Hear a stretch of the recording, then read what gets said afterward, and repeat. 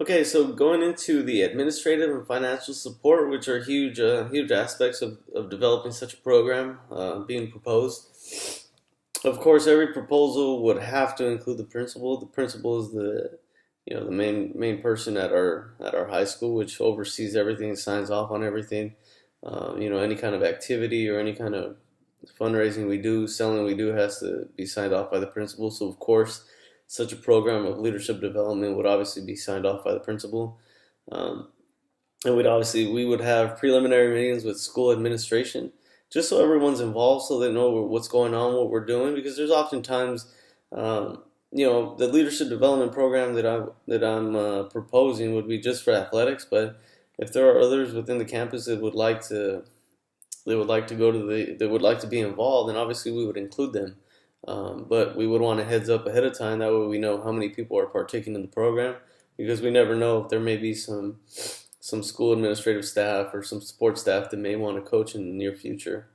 Um, and obviously, administration would be able to provide those learning environment rooms. We can all relate to rooms that have had nothing, or don't have those ideal learning conditions. They're either hot, too cold, variety of issues. Development of learning modules, discuss the modules with administration and the principal. That way they're approved, and contents provided in rooms. I've been at meetings where you know they're missing certain things. So just being able to go through with administration what each room needs, that'd be the huge help there. And in terms of finances, in order to get the program up and running, I would be taking part in most of the initial paperwork needed, and proposals.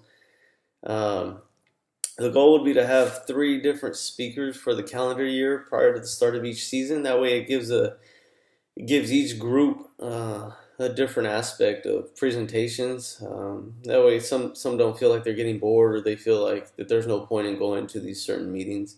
Um, and seeing as schools don't have as much money to spend, I'd first initially want to propose that the speakers we have come with experience, or preferably retired or volunteer speakers that have either worked in the professional development sector, that have been youth oriented or community involved. All those three aspects to me are people who would be ideal mentors.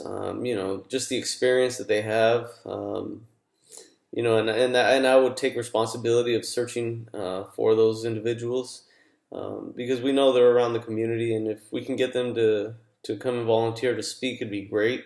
No financial cost would be coming out of our pocket. So, and then once the program takes off, then we can seek out professional speakers that can come out and actually speak to a whole group of us in the gym, or depending how we set it up. But for the initial, first year or second year, just find people to volunteer, and we would have no out of money cost for us, and the district provides us with paper printing, so that stuff wouldn't be an issue. It'd be the speakers that we'd have to bring in. So that would be our administrative and financial support.